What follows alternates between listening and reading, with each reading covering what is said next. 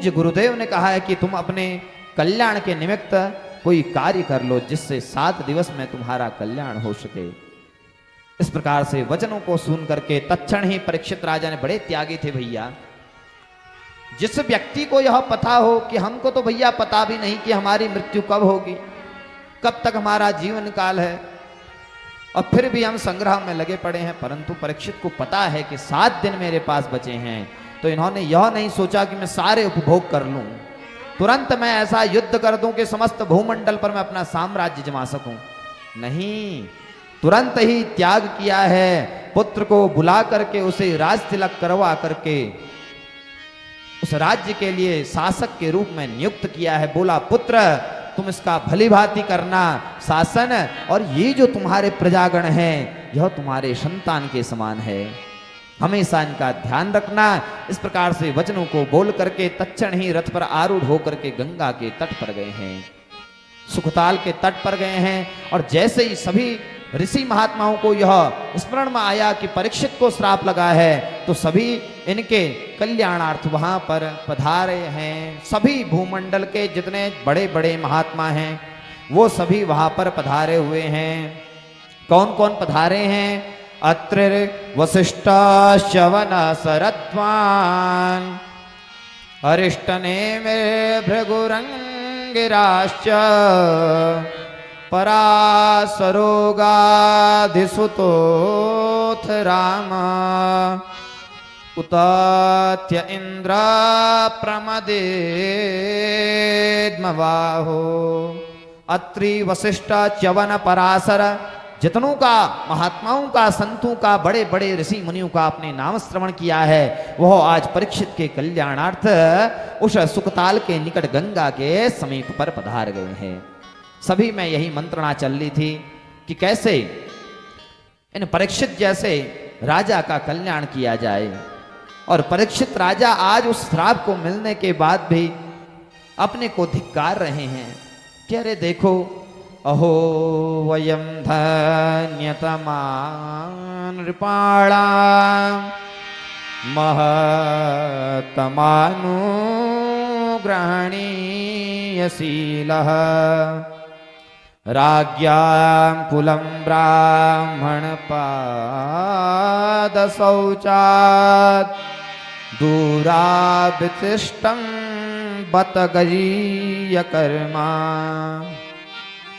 अहो बता स्वपचोतो गरीयान, देखो मेरे कर्मों की ओर यदि दृष्टि डाला जाए तो मैंने ऐसा कोई पुण्य नहीं किया कि आप जैसे महात्माओं का यहाँ पर दर्शन हो रहा हो। मैंने किया क्या? मैंने एक ऋषि महात्मा का अपमान किया, और अपमान भी कैसा किया? मरा हुआ सर्प उनकी ग्रीवा पर डाल दिया। परंतु मेरा तो कोई ऐसा साधन नहीं है कि आप जैसे महात्माओं का दर्शन हो, परंतु धन्य है भगवान श्री कृष्ण, जिनकी कृपावशात मुझे आप जैसे महात्माओं का दर्शन करने को मिल रहा है। इस प्रकार से वचन चली रहे थे, कल्याणार्थ वार्ता चली रही थी कि तत्क्षण ही वहां पर भगवान सुखदेव पधारे हैं। बोले सुखदेव भगवान के तत्रा भवद भगवान व्यास पुत्रो तत्रा भवद भगवान व्यास पुत्रो यद्रेच्छया गामट मानोनपेक्षा यद्रेच्छया गामट मानोनपेक्षा अलक्षलिंगो निज लाभ तुष्टो अलक्षलिंगो निज लाभ तुष्टो वृतस्य बालेरवधूत वेशः वृतस्य बालैरवधूत वेशः वृतस्य बालैरवधूत वेशः। तत्रा भवत भगवान व्यास पुत्र, भगवान व्यास के समान ही जो ज्ञान में कुशल है, ऐसे भगवान के ही स्वरूप सुखदेव वहां पर पधार गए हैं। सभी लोग गए हैं, उनका स्वागत सत्कार किया है, चरणार बिंदु की प्रार्थना की है। परीक्षित भी समझ गए कि ये कोई साधारण महात्मा नहीं है, मुझे इनकी शरण चले जाना चाहिए। इस प्रकार से मन में उन्होंने विचार किया है और जाकर के प्रणाम निवेदित किया है। पुनः उनसे एक ऐसा प्रश्न किया है जो हम सभी जीवों के कल्याणार्थ है। श्रवण करिएगा।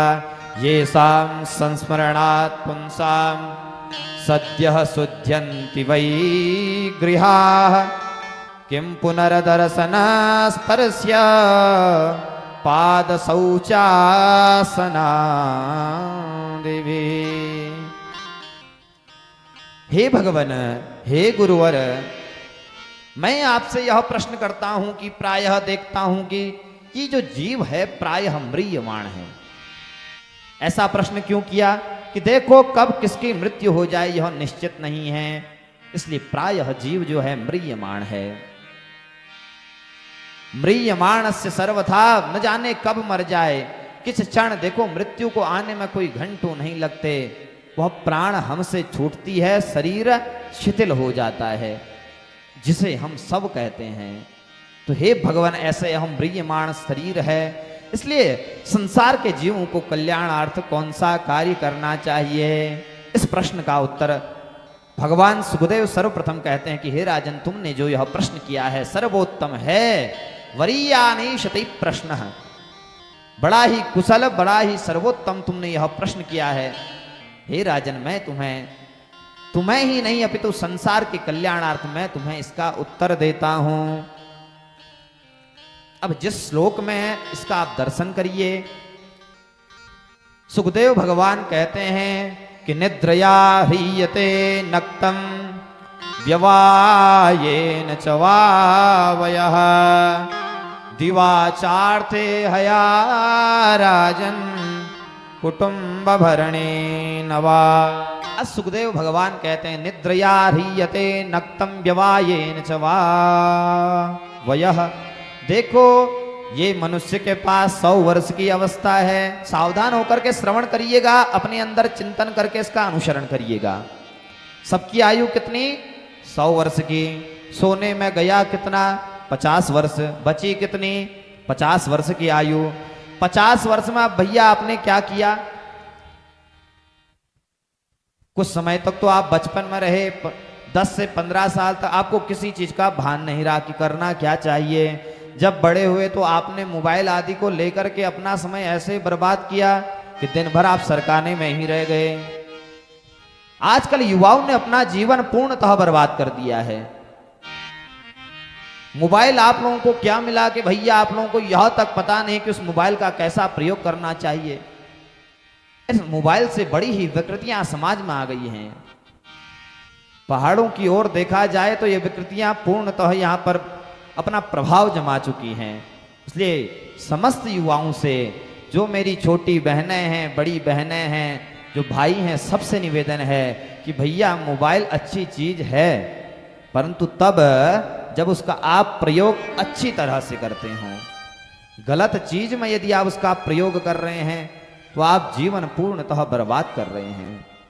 इसलिए आपका जीवन उस मोबाइल में चला गया और कभी आपने गलत गलत व्यवहार की बातें करते हैं। इस प्रकार से सुखदेव भगवान कहते हैं, इस प्रकार से इस जीव ने अपना जीवन पूर्णतः व्यर्थ कर दिया है।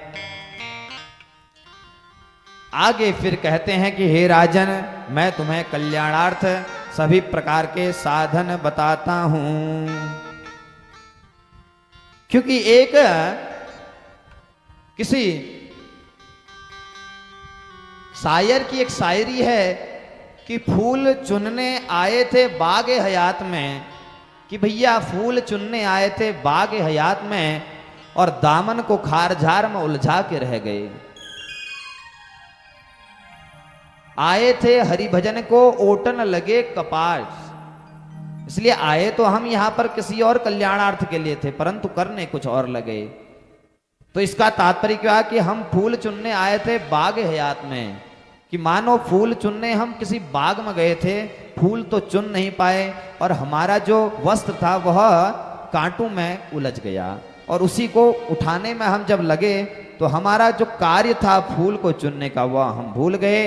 इस प्रकार से इन्होंने आज बताया है। फिर यह कल्याणार्थ सर्वप्रथम कहते हैं कि राजन देखो, सबसे पहले क्या करना चाहिए। जितासनो जितश्वासो जितसंगो जितेन्द्रियः स्थूले भगवतो रूपे मनः संधारये धिया। राजन सबसे पहले जितासनो, सबसे पहले आसन को जीतना चाहिए। आसन जीतने का क्या तात्पर्य हुआ कि भैया आप कथा सुनने आए हैं तो संकल्प लीजिए कि मैं मुड़ूंगा नहीं, न पांव उठाऊंगा, न पांव की किसी प्रकार से हिलाऊंगा डुलाऊंगा। 4 घंटे आपने बैठना है तो एक आसन पर, तो ये हुआ जितासनो। ये होगा कैसे? अभ्यास से होगा। प्रायः ऐसे बैठने का आप लोग प्रयास करेंगे तो सुखदेव भगवान कहते हैं कि यह सबसे प्रथम सीढ़ी है। जितासनो जितश्वासो, उसके बाद आपने अपनी श्वासों को जीतना है। श्वासों को कैसे जीतेंगे? तो ध्यान करके। जित संगो, फिर आपने क्या जीतना है? अपने संग को जीतना है, कुसंग आपका न हो। क्योंकि 4 घंटे आप यहां पर बैठ करके आपके अंदर के विकार दूर तो हो जाएंगे, परंतु जब आप इस कथा के पंडाल से बाहर जाएंगे पुनः आपको घेर लेंगे। कौन? कुसंग। कुसंग बड़ा ही बलशाली होता है। इसलिए जित संगो, संग को जीतना चाहिए। कैसे व्यक्ति का संग करना चाहिए यह निर्धारित करना चाहिए। फिर कहते हैं कि जितेंद्रिय, इंद्रियों को जीतो। इंद्रियों को जीतने का तात्पर्य क्या हुआ कि नेत्र हमारे कुछ देखना चाहते हैं, हम बड़े चाव से देख रहे हैं। बोले नहीं, जो हम नेत्रों को दिखाना चाहते हैं ऐसा नेत्र कार्य करे। इस प्रकार से बताया है। पुनः ध्यान के